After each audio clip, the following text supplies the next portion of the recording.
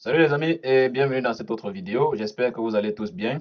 Aujourd'hui dans cette vidéo, on va aller avec la deuxième tâche de notre série de vidéos sur le SD-WAN. Donc, dans cette tâche, on va parler des performances SLA ainsi que les règles de SD-WAN. Donc, dans la précédente vidéo, la toute première où on a commencé avec la notion de SD-WAN, on a vu ces différents objectifs. Donc, il était question de parler du SD-WAN, d'expliquer qu'est-ce que c'est, comment ça fonctionne. On a parlé également des cas d'utilisation concrets ou les plus évidents. Pour chacun des scénarios, peu importe le fournisseur d'accès Internet qui est utilisé pour un trafic précis, l'autre fournisseur d'accès est toujours disponible comme le backup. Donc, si jamais il y a un qui tombe en panne, l'autre prend directement le relais. L'objectif vraiment, c'était de montrer à quel point ça peut être utile, notamment pour la réduction des coûts et pour la gestion efficace de nos différents fournisseurs d'accès Internet que nous avons sur notre siège social. Donc, ensuite, on avait parlé des prérequis, notamment avant de mettre sur pied le SD-WAN, il faut s'assurer que ces prérequis sont respectés. Et donc, on a vu également les composants de SD-WAN, à savoir la zone, les membres. Aujourd'hui, on va parler donc des performances SLA ainsi que les règles de trafic. Donc, ça, c'était notre diagramme qu'on avait utilisé la dernière fois, sur lequel on a effectué la tâche 1, notamment la mise en place du SD-WAN avec les configurations par défaut.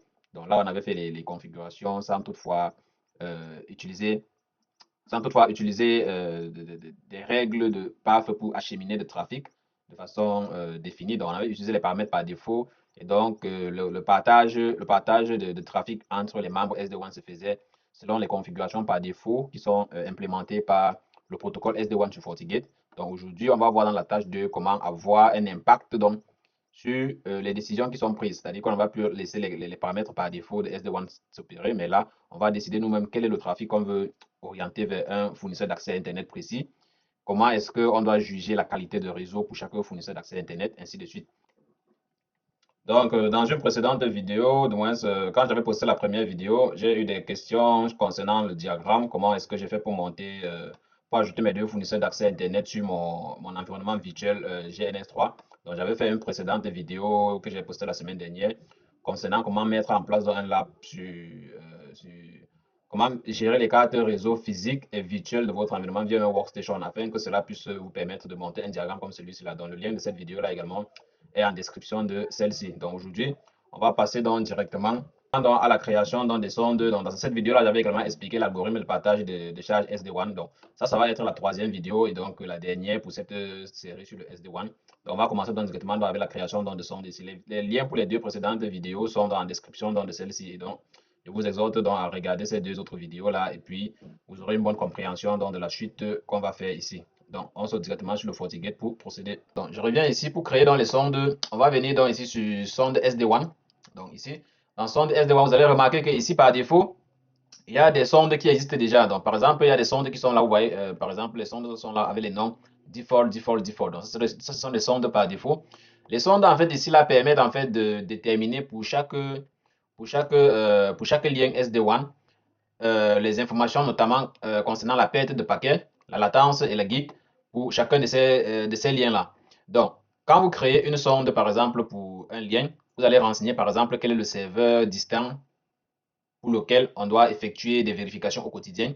Et en fonction donc, de ces vérifications-là, on va capter donc quel est le nombre de paquets perdus, quelle est la latence, ainsi de suite. Donc, par défaut, vous allez voir donc, comme présenté ici, il y a 6. Pour cette version de FortiGate, il y a comme 6 sondes qui existent par défaut. Donc, pour AWS, le DNS du serveur du FortiGate ou de DNS FortiCloud, donc DNS System. Accès au serveur FortiGuard, Gmail ainsi que Office. Donc, ce sont les sondes qui sont là par défaut qui permettent de déterminer. Si par exemple, je double-clique ici, vous allez voir, par exemple, ces sondes sont existantes, mais pour l'instant, il n'y a pas de participants. Donc, les participants sont donc en fait les membres SD-WAN. Donc, ces sondes-là sont existantes juste pour donner, par exemple, la possibilité, si vous êtes intéressé, par exemple, par ces sondes-là, de les éditer, par exemple, et puis, si vous voulez, par exemple, que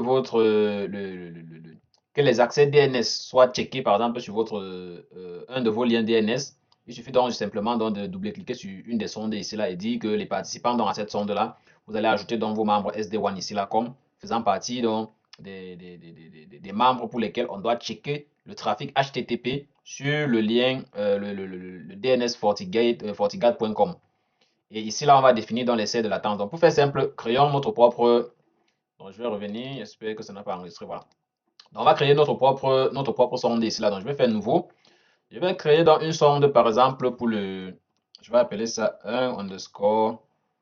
J'appelle ça Bell. En fait, ça, c'est la sonde que je veux utiliser sur le lien, pour mon fournisseur d'accès Bell. Et ça, je vais essayer de lancer un ping continu. C'est-à-dire que je vais lancer un ping au quotidien sur le serveur 8.8.8.8. Donc ça, je vais appeler ça Bell SLA. Qu'est-ce que dit? SLA. Voilà. Donc, en ce qui concerne le mode de la sonde, ça peut être en mode actif. Ça veut dire que si c'est en mode actif, ça suppose que les paramètres que vous allez définir ici là vont s'appliquer de façon active. Ces paramètres vont s'appliquer de façon active sur le trafic qui va être calculé ici. Donc, parlant de trafic qui va être calculé ici, on va revenir donc un peu plus bas ici. Comme ça, on explique un peu plus bas ici avant de revenir plus haut pour mieux comprendre. Donc, ici, j'ai pris le nom de SLA, j'ai le nom de la sonde, et puis j'ai mis ça en actif. Le protocole que j'ai envie d'utiliser ici, c'est le ping. Donc, vous avez HTTP ici et DNS. Ici, vous pouvez pinguer plusieurs serveurs, c'est-à-dire que vous pouvez effectuer ce protocole, tester ce protocole-ci là pour plusieurs serveurs. À chaque fois, il suffit simplement d'ajouter de suite. Donc, ici, pour les participants, donc, vous pouvez soit prendre tous les membres de SD1. Dans ce cas-là, ça va appliquer dans cette sonde là sur vos deux membres, les deux liens de fournisseurs d'accès Internet que vous avez, comme par exemple dans notre cas. Ou à défaut, vous pouvez spécifier. Donc, ici, pour spécifier, vous venez simplement ici et puis vous sélectionnez donc quel est le lien SD1 pour lequel vous voulez appliquer cette sonde-ci là. Donc là, par exemple, comme j'ai dit, j'ai renommé ça Bell. Donc, j'ai envie donc de tester pour tester le lien qui est fourni par mon fournisseur, la bande passante fournie par pas la bande passante, mais la qualité du service Internet qui est fourni par ce fournisseur d'accès Internet, notamment en lançant donc des pings réguliers sur ce serveur-ci. Et puis ici, quelles sont les cibles dans SLA? Donc les cibles ici, c'est quoi? Comme j'ai dit, les sondes ici, en fait, c'est des éléments qui permettent donc de quantifier ou bien de définir la qualité d'un signal. Alors, très souvent, ce qui va se passer, c'est quoi? C'est que quand votre fournisseur d'accès Internet vous donne, par exemple, la connexion, il va vous dire, par exemple, que, OK, notre connexion, en termes de seuil de latence ou bien de seuil de geek ou bien de perte de paquet, voici les informations que nous avons. Ils vont vous dire, par exemple, qu'en termes de perte de paquet, très souvent, le résultat de perte de paquet est à 0%. Ça veut dire que quand le trafic fonctionne parfaitement, il n'y a presque pas de perte de paquet. À ce moment-là, ça suppose que la valeur qui va être maintenue ici, donc c'est peut-être 0.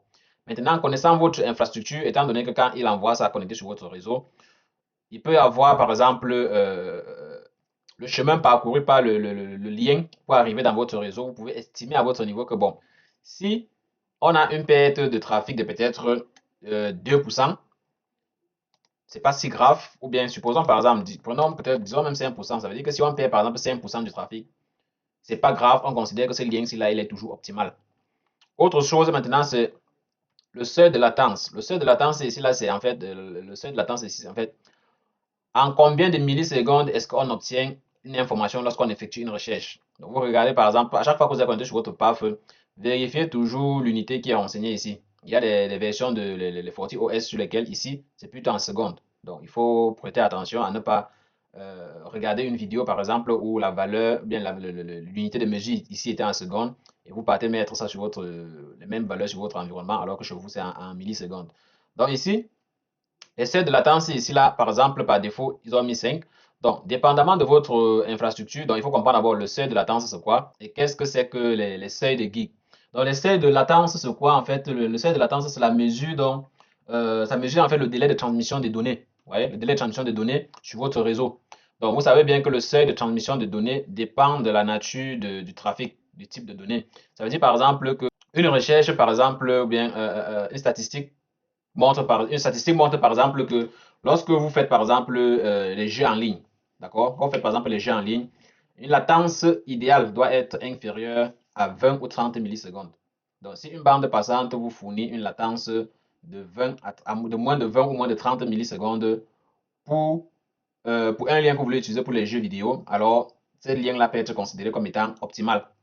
Par contre, si c'est pour la navigation de façon générale sur Internet, c'est-à-dire que vous voulez naviguer, aller faire les recherches sur Google, aller faire des recherches banales, alors une latence de 100 millisecondes est considérée comme étant une bonne latence.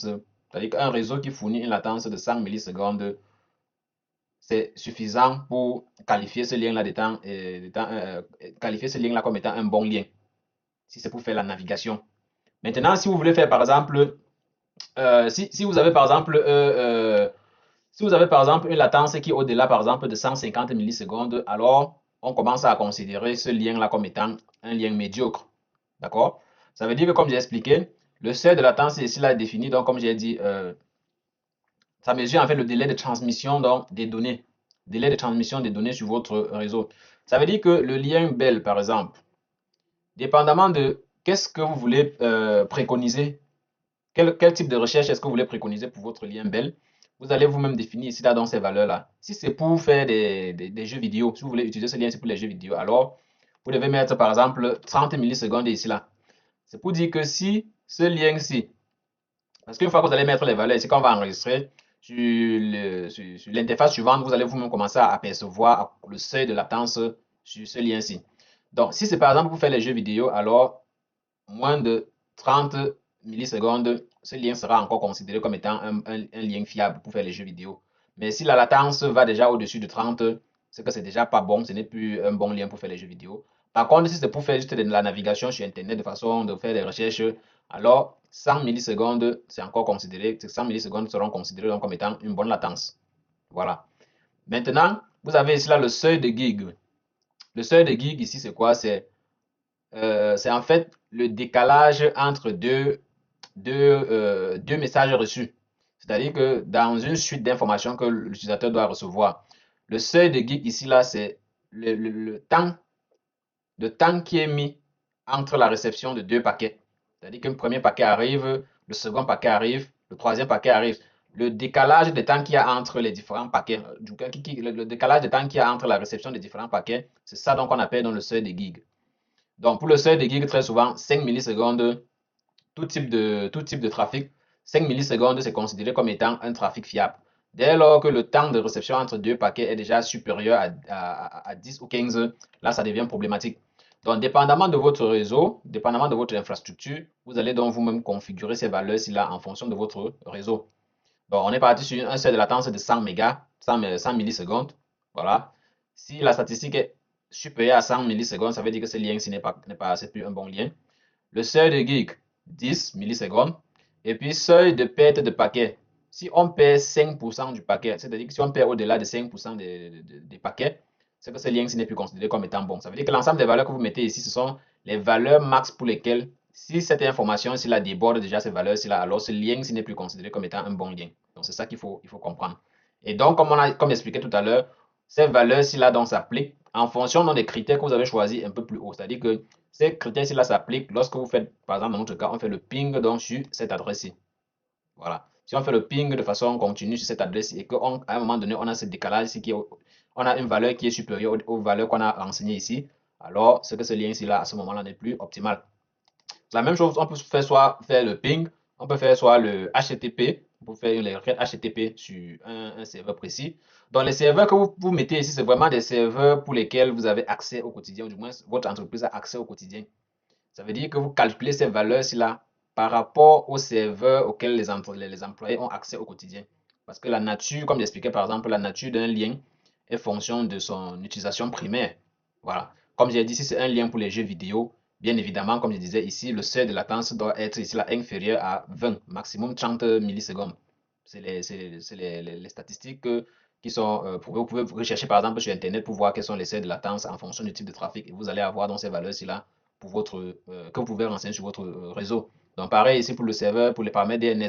Donc, si vous voulez par exemple accéder à un serveur DNS, si vos utilisateurs ont accès à un serveur DNS, ou bien si le trafic de votre réseau passe par un serveur DNS en particulier, vous devez donc par exemple créer donc une sonde qui vérifie donc pour les paramètres DNS pour ce serveur-là et vous renseigner dans ces valeurs ici.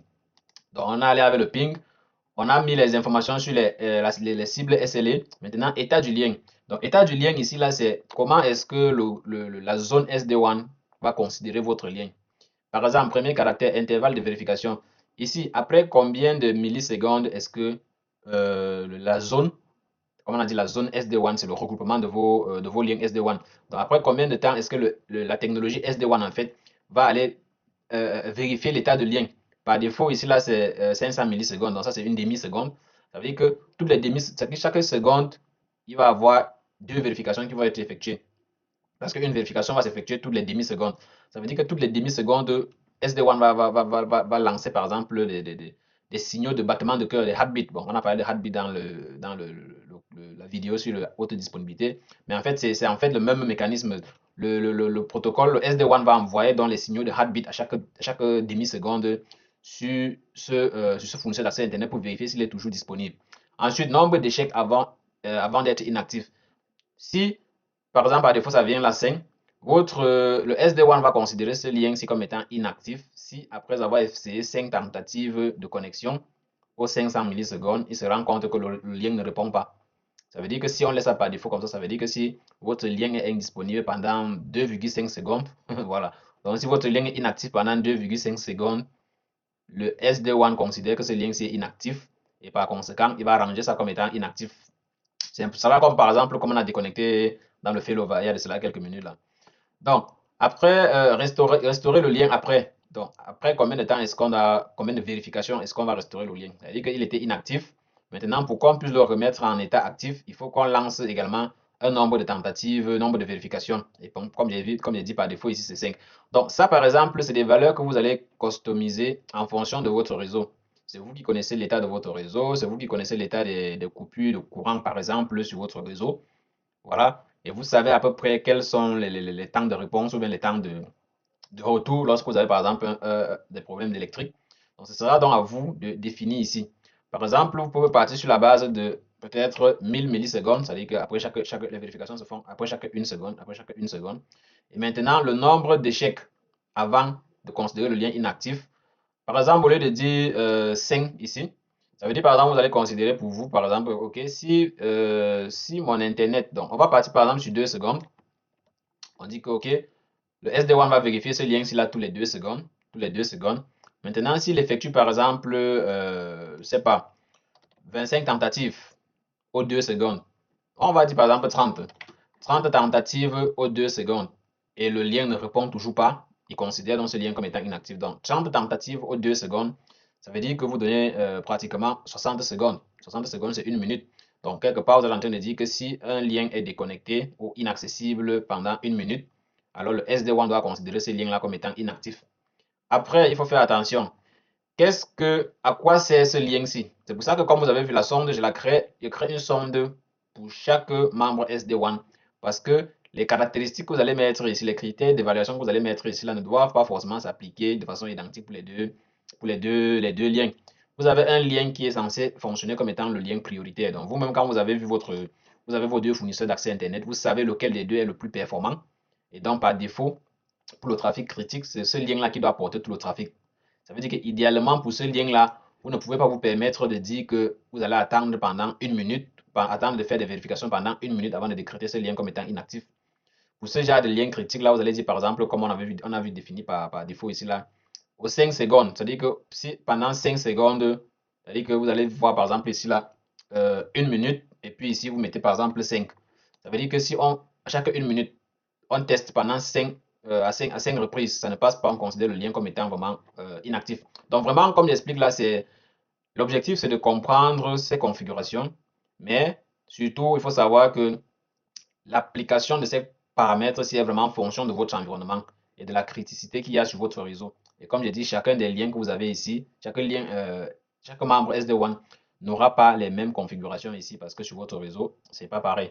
Donc moi, je vais partir ici sur la base je pars sur la base donc, de 2 secondes. On vérifie les liens aux 2 secondes et on va vérifier peut-être pendant, non, je vais prendre d'abord ici, là, ça comme j'ai dit, 2 minutes pendant 30 secondes et 30 fois. Et maintenant, on va restaurer le lien. Si après 5 tentatives, on se rend compte que le lien est accessible, alors on le remet comme étant actif. Et ici, vous avez dernière information, action si inactif. Donc, si un lien est inactif, alors comment est-ce qu'on fait? Est-ce qu'on met à jour la route statique? Bien évidemment, idéalement, il faut cocher ici pour dire que, OK, si ce lien, si par exemple, notez que la route statique qu'on avait créée précédemment, dans cette route statique-là, on avait utilisé la zone comme étant la destination. Donc, si la zone est considérée comme étant la destination, cela suppose que si vous avez décidé donc, vous avez décidé par exemple qu'un lien, si un lien devient inactif, alors de façon automatique, il faudrait que la route statique soit également mise à jour. Donc voilà par exemple un lien, une somme de concret. Je fais OK. Donc, vous allez remarquer que la sonde là, voici que j'ai créée, l'adresse 8888. Ici, maintenant, vous allez bientôt voir, là où il y a les points d'interrogation, ici, vous allez bientôt voir des informations donc, liées donc, à ces niveaux de vérification. Donc, vous allez voir, par exemple, quelle est la latence actuelle de ce lien, quel est le nombre de paquets perdus en fonction du nombre de pings envoyés, quelle est la gig. Donc, vous allez voir bientôt, quand je vais rafraîchir, on va bientôt commencer à avoir donc, des valeurs ici. Donc, je déplace un peu, je décale un peu, puis je reviens. Voilà. Donc, vous remarquez par exemple que ici, pour l'instant, il me dit par exemple que nombre de paquets perdus, voilà, il me dit 100%. Donc, pour l'instant, il est en train de faire des checks et il se rend compte que 100% du trafic est actuellement perdu. Donc, ce qui veut dire que, comme je dis, ça c'est, comme vous avez lancé les sondes, dépendamment donc, du trafic, parce que ici également, bon, les postes, ils sont aux arrêts ici. Je vais remettre les postes en marche. Je remets les postes en marche, comme ça là, le trafic va commencer à se générer et puis on va voir l'état de ces valeurs là bientôt. Donc, comme on a créé un pour Bell, je vais créer dans un second pour Rogers. Donc, je fais ça et puis j'appelle Rogers. Donc, Rogers, toujours actif. Je vais prendre par exemple le paramètre DNS. Donc, cette fois-ci, je dis plutôt, essaie donc de vérifier le DNS google.com et ici, j'applique ça, ce truc-ci sur Rogers. OK? Cible SLA, latence. Bon, ça c'est quand je dis Google, c'est parce que je veux une vérification. Supposons par exemple que ce lien-ci là va être utilisé par exemple pour les jeux vidéo, par exemple, ou bien un trafic critique comme par exemple des appels vidéo et autres en entreprise. Ça veut dire qu'ici, je ne peux pas tolérer plus de 30 millisecondes de seuil de latence. Et puis les gigs ici là, ça également, je vais laisser par exemple à 10 millisecondes. Et les pertes de paquets ici, je ne peux pas accepter de recevoir plus de 2% de paquets perdus. Donc, dès lors que ces valeurs sont supérieures à ça, je considère que ce lien n'est plus un lien fiable. Voilà. Et l'objectif de déclarer ces valeurs, s'il avait dit que comme les deux liens SD1 sont dans un groupe, ça suppose que si à un moment donné, un des deux ne respecte pas les sondes qu'on a, les caractéristiques des sondes qu'on a renseignées ici, le trafic pour ce réseau-là sera idéalement basculé vers l'autre lien. Voilà. Donc ici, intervalle de vérification, on va faire comme de l'autre côté, comme tout à l'heure, donc 2030. Voilà. Donc, 5 vérifications. Puis, OK. Voilà. Donc, bientôt, on va avoir du trafic. Bon, je vais me connecter rapidement ici, là, pour générer un peu de trafic. Donc, après avoir créé un peu de trafic, on revient donc ici sur notre SD1. Je viens actualiser ici. Voilà. Donc, vous allez remarquer que maintenant, pour chacune des sondes qu'on a créées, donc la première sonde SLA pour le lien Bell. Donc, vous allez remarquer, donc, par exemple, ici, progressivement, donc, on a désormais perte de paquet qui est à 0%, latence 8.9, la gig 1.5 millisecondes. Et ici, là, pour le Rogers, vous avez ici, là, 0% de paquet perdu, latence 207 millisecondes. Voilà, ça c'est beaucoup. Et la gig 8 millisecondes. Donc, comme j'expliquais, au fur et à mesure, donc, initialement, quand vous configurez dans ces valeurs-ci, là, vous allez observer ces valeurs-ci, là, au fil du temps. Donc, au fil du temps, c'est quoi? C'est que pendant 24 heures, 48 heures, pendant une semaine, et progressivement, dépendamment des communications ou bien des liens, des sites où vos utilisateurs vont avoir accès, ces valeurs-là vont se réajuster progressivement. Et disons, par exemple, au bout d'une semaine ou deux, vous aurez à peu près les valeurs correspondantes ici. C'est-à-dire que vous aurez, par exemple, la moyenne des valeurs. C'est-à-dire que si après 2 semaines, vous observez progressivement et vous vous rendez compte que, OK, la latence sur le lien-ci tourne autour de 10 millisecondes et que la guide tourne, par exemple, autour de 1,5. À ce moment-là, donc, il faudra donc revenir ici, donc, modifier donc ici, parce qu'il faut que, idéalement, les valeurs que vous allez renseigner ici, là, il faut que ces valeurs-ci, là, se rapprochent le plus possible des réalités de votre infrastructure. Parce que ça ne sert à rien de mettre 100 millisecondes ici, alors que dans votre infrastructure, 10 millisecondes auraient été, enfin, en général, ça tourne autour de 10 millisecondes. À ce moment-là, vous aurez comme, c'est un peu comme si vous avez mis un écart un peu plus grand par rapport à ce qu'il fallait mettre pour comparer. Parce que là, si la latence est, par exemple, à 89, qui est par exemple, pour un trafic vidéo, une latence de 89 millisecondes, c'est un mauvais score. D'accord? C'est un mauvais score. Donc, comme je dis, c'est que vous allez observer et vous rendre compte à peu près autour de quelle valeur est-ce que votre réseau, les valeurs pour lesquelles votre réseau correspond. Et donc là, vous allez revenir donc ici. Peut-être que pour vous, ce sera peut-être 10 millisecondes pour le seuil de latence. Et peut-être ici, peut-être 2 millisecondes pour le seuil de geek. C'est-à-dire que Ce lien-ci fonctionne parfaitement avec des seuils de latence inférieurs à 10 millisecondes et un seuil de geek inférieur à 2 millisecondes. Donc, quand vous allez enregistrer comme ça fait que désormais, si la geek va, ou bien la latence va au-dessus de 10, ça commence à vous indiquer, par exemple, que ce lien-ci n'est plus, que ce lien-ci est en train d'être en mauvais état. Donc, comme vous dites que dans le fond, qu'est-ce qui se passe? Pour résumer la situation, c'est que quand vous allez prendre votre lien sur votre fournisseur d'accès Internet, votre fournisseur d'accès Internet lui-même va vous fournir des informations correspondant à son lien Internet. Ça veut dire qu'il va vous parler de la perte des paquets, le pourcentage de perte de paquets observé en général, la latence observée en général et les gigs observés en général. Vous allez venir donc configurer ces sondes-là sur votre réseau et vous devez observer maintenant sur votre réseau. Donc, vous allez observer pendant un bon bout de temps et à un moment donné, vous allez observer à peu près vers quelle valeur tourne donc, quelles sont les valeurs vers lesquelles tournent donc ces différents critères-ci. Et là, donc, vous allez réajuster donc ces valeurs-là sur votre sonde. Comme ça, vous êtes sûr que si jamais la latence, par exemple, comme je venais de voir, en fonction du trafic, parce que je suppose que quand j'allume l'impost ici et que je crée du trafic, je suis en train, en fait, dans ce cas-ci, en train de simuler, par exemple, le trafic pour lequel ces postes-ci-là auront accès au quotidien. Donc, sur la base de ça, donc voilà quelques sites web, en supposant que c'est ces sites web-là que mes utilisateurs ont accès au quotidien. Donc, sur la base donc, de ces sites web-là, en observant le trafic sur un bon bout de temps, peut-être une semaine, je peux donc me dire, OK, à aucun moment je n'ai vu la latence traverser 10 millisecondes. Raison pour laquelle je viens donc ici, je dis donc, OK, ce lien-ci, il a une bonne latence qui ne traverse pas souvent 10. Donc là, je renseigne 10. Et ça fait que si jamais ce lien-ci, la latence commence à dépasser 10, ça suppose qu'il y a un problème sur le lien. Voilà, ça suppose qu'il y a un problème sur le lien et ça vous permet de vous alerter également. Donc là, j'ai configuré donc ça pour le premier lien Bell SLA, le lien pour Bell. Et j'ai fait pareil pour le lien Rogers ici. Et vous remarquez que par exemple, pour mon lien Rogers ici, il a des valeurs qui vont jusqu'à 200 millisecondes. Voilà, par rapport aux 30 que j'ai configuré. Voilà, j'ai mis 30 ici, mais il me montre par exemple là 200 et plus. Donc ça, c'est des valeurs qui vont se stabiliser au fur et à mesure que le temps passe. Bon, maintenant, à quoi vont servir dans ces valeurs? Donc, première chose, c'était donc de créer des sondes, ping et autres pour chaque truc. Analyser et ajuster les valeurs. Voilà, comme j'expliquais par rapport à l'analyse et l'ajustement des valeurs, c'est que vous analysez pendant un bon bout de temps et puis vous ajustez les valeurs par rapport à votre environnement. Parce que quand vous mettez un lien, par exemple, vous ne savez pas exactement quelle est à peu près la latence de ce lien-là sur votre réseau. Parce que ne prenez pas l'expérience du réseau de quelqu'un d'autre. Sur le réseau d'un autre client qui a le même fournisseur d'accès Internet, la même bande passante, ces valeurs-ci-là ne seront pas les mêmes dans son infrastructure comme dans la vôtre. Donc, vous devez adapter ces valeurs-ci-là en fonction de vos réalités. Donc, on a fait ça. Donc, simuler la déconnexion d'un lien et ajuster, voilà, c'est ajuster donc les valeurs sur l'état du lien SD-WAN. Donc, ça, cette sous-tâche-là concerne donc ça concerne cette partie. Je vais revenir plutôt ici sur Bell. Donc, ça concerne cette partie. Ça concerne cette partie, c'est l'état du lien. Donc, remarquez, comme j'ai expliqué tout à l'heure, les valeurs que vous mettez ici là définissent comment est-ce que le SD-WAN, à quel moment est-ce que le SD-WAN considère ce lien-ci comme étant indisponible. Donc, quand un lien est indisponible, je pense qu'on a vu ça dans la tâche 1, le lien est marqué ici là comme au rouge, comme pour dire qu'il est indisponible.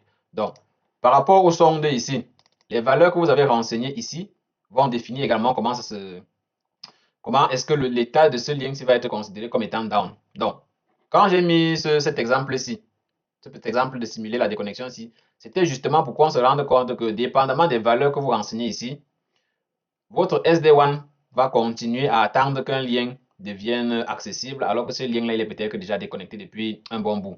Alors, on va simuler ça ici. Donc, notez qu'on est venu ici dans cette interface-ci. On a dit par exemple que intervalle de vérification 2 millisecondes, nombre d'échecs avant de considérer le lien comme étant inactif, 30 tentatives. Donc, 30 fois 2, fois 2 secondes, ça fait 60 secondes. Ça veut dire que ce lien-ci peut rester inactif pendant une minute.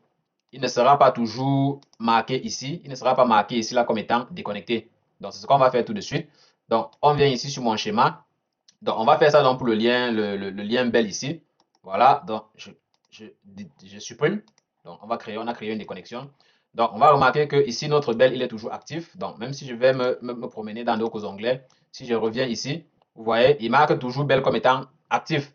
Pourquoi? Parce que la valeur qu'on a renseignée ici, les valeurs qu'on a renseignées ici permettent que ce lien-là reste déconnecté pendant 60 secondes avant de marquer comme étant inactif. Et donc, vous allez remarquer par la perte de paquets ici, vous voyez le nombre de paquets le pourcentage de perte de paquets augmente parce que, bien évidemment, ce lien-ci est devenu donc inactif et les paquets ne réussissent plus. Donc, voilà. Donc, on a passé donc à peu près plus de 30 secondes et donc, c'est à ce moment-là donc ce lien-ci est marqué donc comme étant inactif. Vous voyez, ça a pris un peu plus de secondes, du moins, certainement pas, du moins, ça a pris un certain nombre de temps avant de marquer le lien comme étant inactif. Vous voyez? Cependant, je vais revenir, je vais remettre le lien on, je vais reconnecter le lien.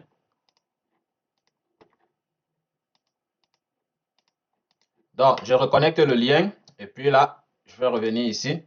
Donc, le lien est à présent reconnecté. Voilà. Donc, j'ai reconnecté le lien. Donc, le paquet est de retour. Donc, sonde SD-WAN. Voilà. On voit que ça prend toujours un certain temps avant de. Donc, en fait, le calcul ici, ça prend un certain temps avant de recommencer à afficher les valeurs. Donc, une autre chose, on a fait la déconnexion. Donc, autre chose que je veux, c'est que cette fois-ci, là, remarquez, tout à l'heure, lorsqu'on a fait la déconnexion, vous avez vu, après plus de 10 secondes, ça marquait toujours le lien comme étant actif. Maintenant, on va revenir ici. On modifie ces valeurs ci là cette fois-ci. On va prendre comme tout à l'heure, on va dire 5 secondes et puis demi-seconde et puis on va aller avec peut-être 5 tentatives. Voilà. Ça veut dire qu'en 2,5 secondes, si ce lien-ci ne répond pas, il est considéré comme étant down. Donc, on va essayer de faire ça. Donc, je fais ça donc ici. Donc, vous allez remarquer, je vais revenir donc ici. Dès que je vais déconnecter, dans ce lien-ci, vous allez remarquer qu'en quelques secondes, le bel ici, il va également se déconnecter. Il va marquer comme étant down. Donc, je fais delete ici. Donc, vous remarquez si je suis simplement comme ça et que je reviens. Voilà. Donc, quand je reviens ici, instantanément, en tout cas, ça n'a pas pris autant de secondes que lorsque l'intervalle qu'on avait renseigné ici était plus grand. Voilà. Donc, on vous dit que, en ce qui concerne l'état du lien, les valeurs que vous renseignez ici, sachez que ça va avoir un impact sur le trafic du SD-WAN. Et par conséquent, ça va, par exemple, le trafic qui était destiné à ce lien-ci.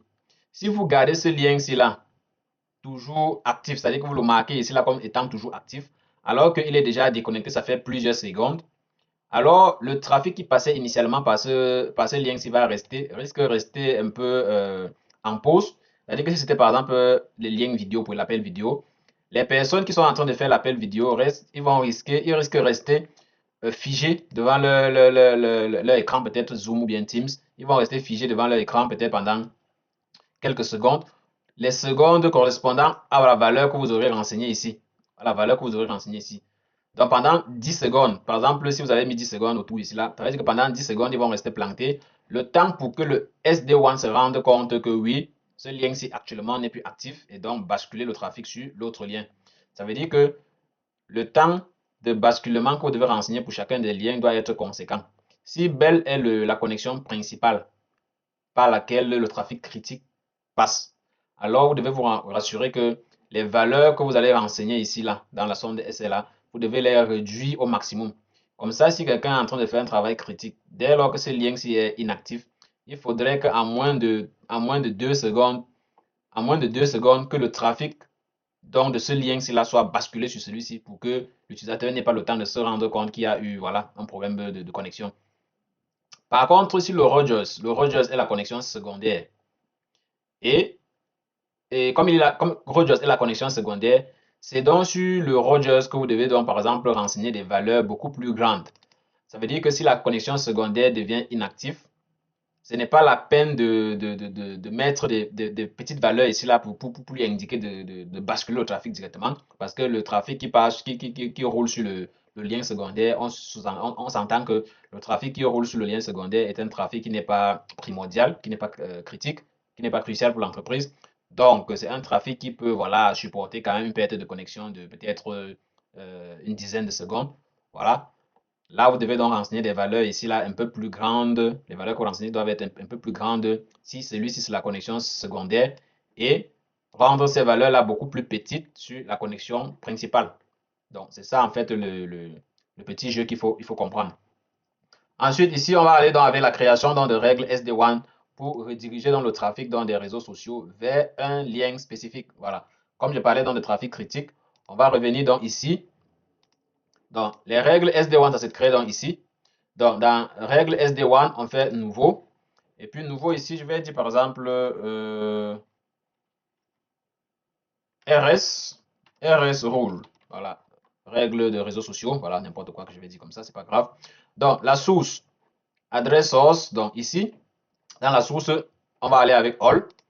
Le groupe d'utilisateurs, donc comprenez donc par exemple ici que quand vous créez donc une règle de pare-feu, une règle de SD1, pardon, règle de SD1 qui est différente d'une politique de pare-feu. Donc, il faut bien comprendre.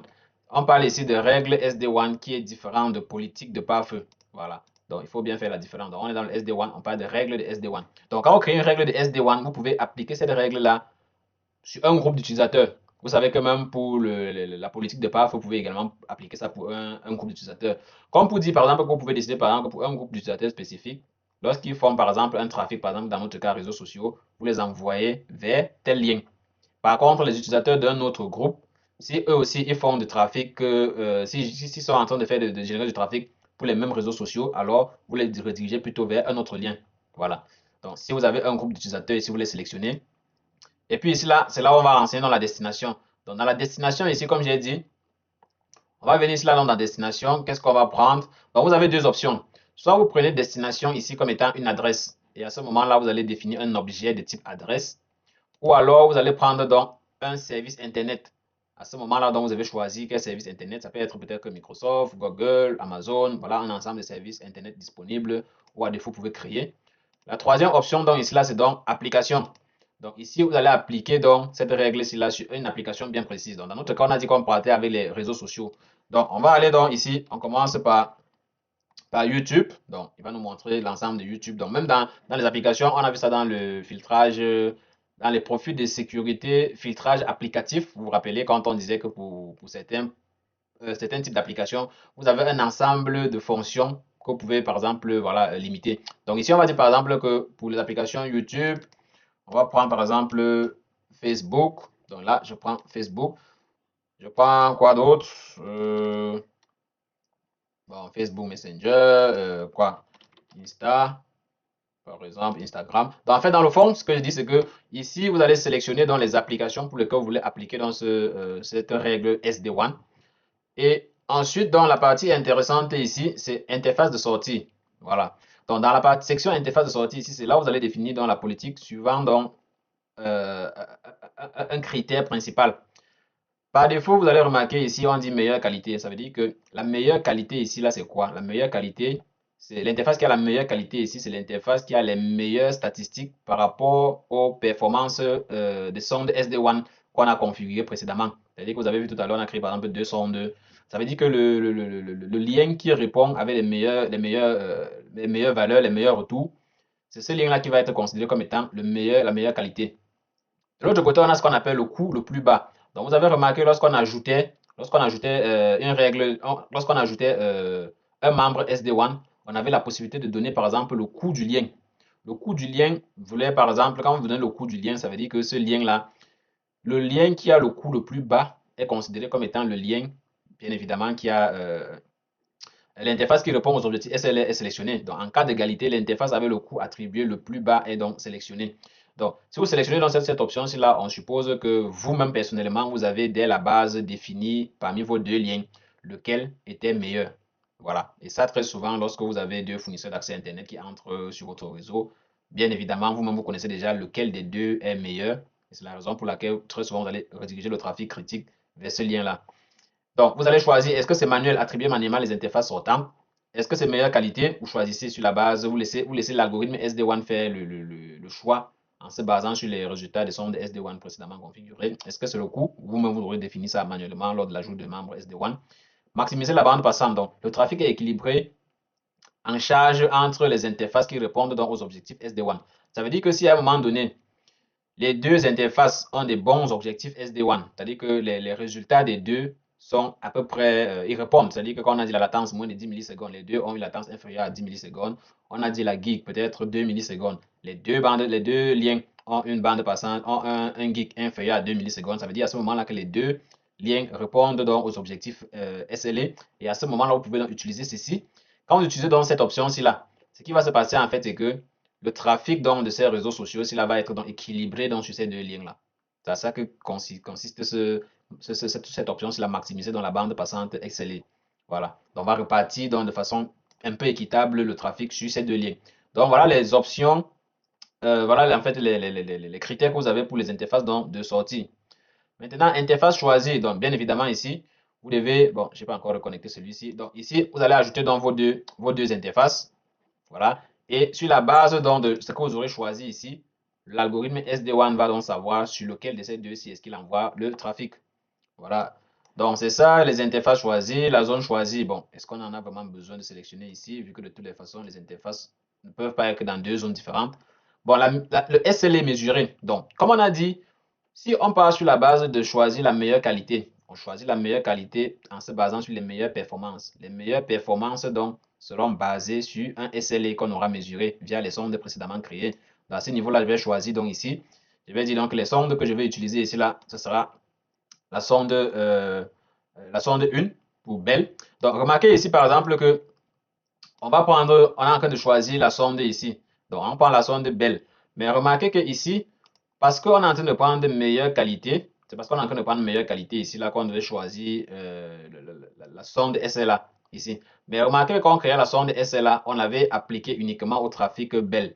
Voilà. Ça veut dire que idéalement ici, vous devez créer donc, si vous voulez avoir la meilleure qualité, vous devez créer, vous devez créer donc une mesure SLA qui s'applique donc aux deux liens. Voilà. Ça s'applique aux deux liens. Comme ça, on a cette valeur-là pour les deux liens. Donc, à ce niveau-là, vous avez choisi donc ce critère à ce niveau. En sachant que, donc, par exemple, je peux prendre une des valeurs qui existe par défaut. Donc, on va prendre par exemple default FortiGate.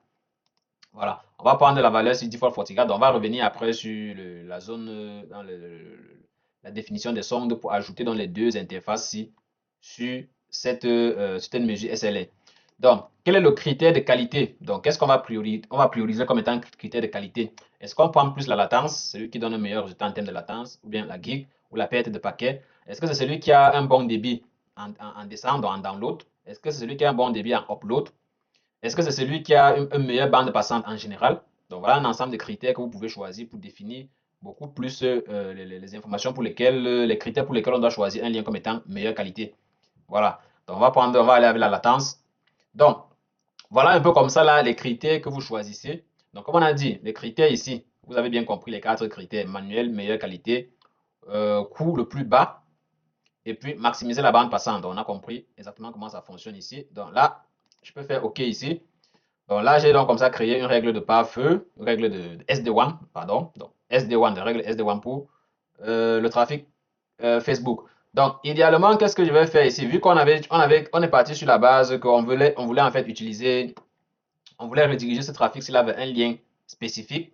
Voilà. Donc, dans ce cas-ci, là, au lieu de faire choisir meilleure qualité, étant donné qu'on part sur la base que nous, on connaît déjà lequel de nos liens est de meilleure qualité, donc on va aller donc ici, là, avec l'option manuel. Et ici, ce que je vais faire, donc ici, au lieu d'ajouter plusieurs interfaces, je vais retirer dans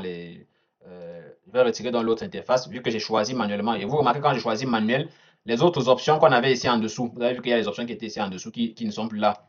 Dans les options, par exemple, quel est le SLA comme mesure, quel est le critère de qualité. Lorsque je suis en manuel, on suppose que je suis en train de choisir moi-même, sur la base de mes propres connaissances, l'interface qui va être utilisée donc, pour router mon trafic. Voilà. Donc là, j'ai envie d'envoyer tout mon trafic directement vers l'interface Roger. Donc, je fais OK. On peut faire, par exemple, autre chose. Donc, remarquez que même si vous choisissez, remarquez ici, même si vous choisissez manuellement une seule interface, mais étant donné que, donc remarquez quand je reviens ici, même comme vous avez choisi interface, ici j'ai choisi un seul, du moins une seule des interfaces. Mais le fait que ici j'ai choisi la zone de test, ça suppose que même si manuellement j'ai choisi que c'est cette interface qui va être utilisée, mais étant donné qu'on est dans le SD-WAN, il faut toujours que si jamais ce lien n'est pas disponible, bien évidemment le trafic soit basculé donc sur l'autre lien. C'est pour ça que même manuellement, après avoir choisi le lien que je veux, on me renseigne, on me dit ici que voici le lien qui va donc être utilisé. Du moins, voici le lien qui va être utilisé, mais voici celui qui sera en backup. Donc, on pouvait même faire simplement. Donc, je vais revenir ici. Je vais appeler ça par exemple Facebook. Donc, on va faire simple. On va faire Facebook. On va faire un lien pour Facebook. Voilà. On le met de façon manuelle. D'accord. Je vais créer un lien pour chaque réseau. Et puis, on va choisir les critères ici là de façon individuelle. Et donc, on va créer donc une dernière règle. Dernière règle, je vais appeler ça General Search. Donc, ça, c'est pour les recherches d'ordre généraux. Donc, voilà, tout type de trafic. Donc, là, je vais dire, par exemple, destination, par exemple, toute destination. Donc, là, je n'applique pas ça à une application spécifique ou un service spécifique. Ça, c'est le reste. Et ici, je vais prendre la dernière option qui est ici, là, donc maximiser donc, la bande passante. Voilà. Ça veut dire que ici, les interfaces choisies, les voilà, je prends les deux.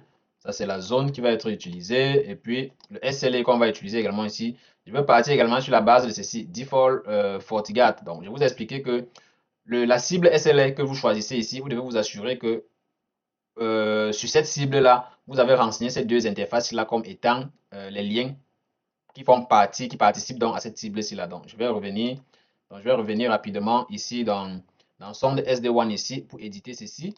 Voilà, et puis je vais dire tous les membres SD1 participent. Ou bien vous pouvez toujours venir dans spécifique ici là et puis sélectionner les deux membres. C'est à peu près pareil. Donc vous avez donc ici là le default FortiGate, le SLA, la sonde qui est pour l'accès au site fortigate.com. On applique ça pour les deux. Et donc bientôt vous allez voir, donc parce que là j'ai reconnecté les deux liens. Donc bientôt vous allez voir également les valeurs ici. Et sur la base donc, des valeurs qui vont être présentées pour chacun des liens ici, automatiquement, quand je reviens dans règle de parfait ici, le trafic général, s'il va choisir dans l'interface en se basant donc sur le lien qui aura les meilleurs résultats. Donc, remarquez également que de la même manière que vous avez ici la politique de pare-feu, de la même manière que vous avez ici là la section politique de pare-feu, quand vous définissez les politiques de pare-feu, il y a l'ordre de précédence. L'ordre de précédence, en fait, l'ordre que les politiques de pare-feu doivent suivre. Donc, vous avez remarqué, par exemple, dans mon cas ici, j'ai juste deux politiques de pare-feu. Ça veut dire que si la règle, si une requête, si un trafic ne passe pas par les règles qui sont en première position, il va ensuite passer sur les règles qui viennent après, quoi. Donc, ici, j'ai juste deux. J'ai soit la règle qui accepte le trafic à partir du port 7. Si ça n'accepte pas, ça veut dire que ça tombe dans le refus implicite. De la même manière, ici, dans les règles de SD1, ici dans les règles de SD1, voilà. Ici également dans les règles de SD1, l'ordre, comme vous voyez ici là, 1, 2, 3, 4, c'est également l'ordre de précédence. Ça veut dire que quand une requête arrive, c'est avec cet ordre-ci là qu'il est traité.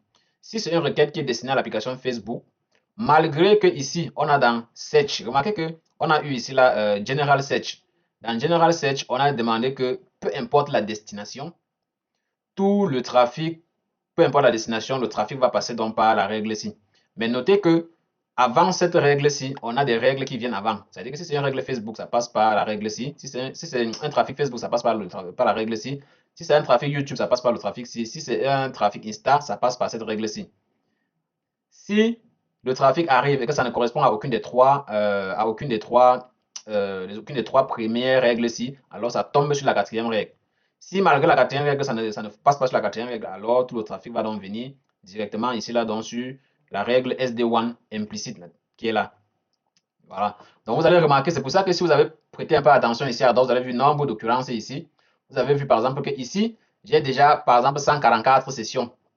Pourquoi? Parce que comme on a dit que c'était le trafic d'ordre général, ça fait que tout le trafic qui est actuellement en train de s'opérer sur mes postes de travail, du moins sur mes postes clients ici, tout ce trafic-là, tant que ce n'est pas Facebook, YouTube, Instagram, c'est un trafic d'ordre général, ça passe donc par cette règle-ci. Donc, vous savez très bien que de la même manière qu'on met les règles ici, vous pouvez par exemple déplacer une règle pour mettre en première position ou bien en une position précise. Donc, vous comprenez bien que si je décide donc de mettre la règle générale celle-ci en première position, à ce moment-là, donc, ces trois règles-ci ne seront plus opérationnelles vu que le all que j'ai mentionné ici là couvre également toutes les applications ici. Voilà. Ça veut dire qu'à ce moment-là, les membres ici, le choix que j'aurais fait ici là pour chaque type de trafic ne va plus s'appliquer pour ces trois-ci parce que j'aurais mis une règle générale en première position avant de mettre les règles spécifiques. Donc, vous connaissez qu'en termes de règles de pare-feu, il faut toujours mettre les règles spécifiques en première position et mettre les règles d'ordre général plutôt à la fin. Voilà. Donc, voilà donc pour le trafic. Donc, vous avez vu comme le trafic d'ordre général passe par ici. Donc, maintenant, on va aller par exemple générer un trafic YouTube, par exemple. Donc, là, on a créé un peu de trafic sur les postes de travail ici. Donc, avant, ce que je vais faire, c'est de revenir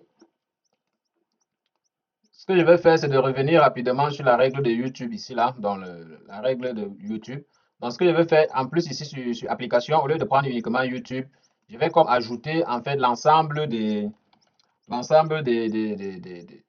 sites, je vais dire comme ça là, l'ensemble des fonctions qu'on peut avoir sur YouTube. Parce que notez que si je prends juste YouTube ici, ça donne juste accès au site web youtube.com. Je peux être parfois peut-être limité si je n'ajoute pas toutes ces autres fonctionnalités là. Donc, pour faire simple, je vais donc simplement cliquer comme ça sur chacune des fonctions ici. Ça peut être de la vidéo, lecture de vidéo, upload de fichiers, download. Donc, pour être sûr que je capte en fait toutes les informations liées à l'application YouTube, il est idéalement souhaitable d'ajouter dans toutes ces applications-ci. Donc, j'ajoute tout ça. Et comme vous l'aurez remarqué, la plupart de mon trafic transite par le Rogers, qui est le port 1, qui est mon fournisseur d'accès, qui me donne une connexion beaucoup plus importante, une bande passante plus importante que celle de Bell. Donc, ce que je vais faire ici, donc, pour que le cas pratique soit plus concret, je vais donc aller avec l'option manuelle ici. Et malgré le fait que mon Bell soit moins efficace que le Rogers, je vais quand même demander à ce que tout mon trafic de YouTube soit envoyé donc directement sur l'interface Bell. Voilà. Donc, idéalement, lorsque vous mettez lorsque vous mettez juste une interface, par exemple, quand vous mettez juste une interface ici, ce qui va se passer, c'est que dans la mesure où, si jamais cette interface n'est pas disponible, étant donné que vous avez sélectionné simplement cette interface, vous n'avez pas ajouté, par exemple, une zone, ce qui va se passer, c'est quoi? Par exemple, je vais enregistrer ici.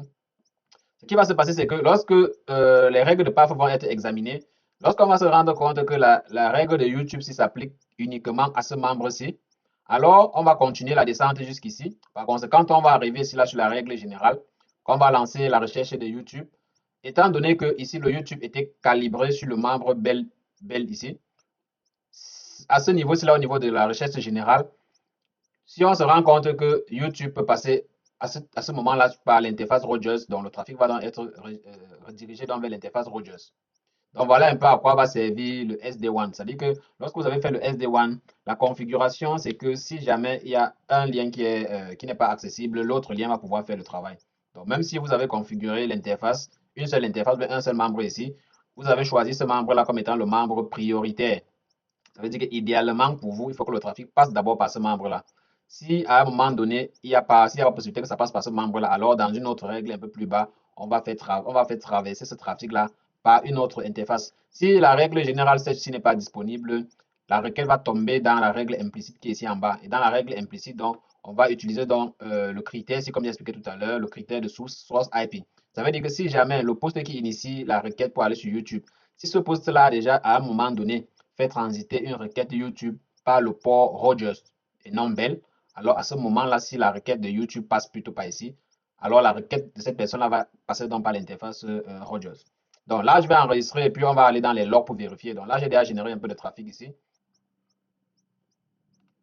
Donc là, on va aller regarder dans les logs, vu qu'actuellement, on a donc le trafic qui est généré sur deux postes. Donc, je vais me connecter donc pour regarder les logs pour voir si notre trafic YouTube, effectivement, passe par le port Bell. Donc là, je reviens directement ici. Donc, j'ai deux options. Soit je passe par ici, là, par le politique de pare-feu. Je fais clic droit, afficher journaux de log, comme vous avez vu dans les précédentes vidéos. Ou je peux venir directement ici, là, dans journaux de log. Je viens ici dans trafic traversant. Ici, on va regarder tout ce qui est lié à YouTube. Je peux aussi, par exemple, un truc de YouTube ici. OK. Je vais double-cliquer. Et donc là, vous voyez, ça passe par Bell. Et je peux par exemple fouiller plutôt directement à partir d'ici. Peut-être là, YouTube, appliquer. C'est le seul résultat que j'ai ici. Je peux par exemple chercher plutôt par le nom.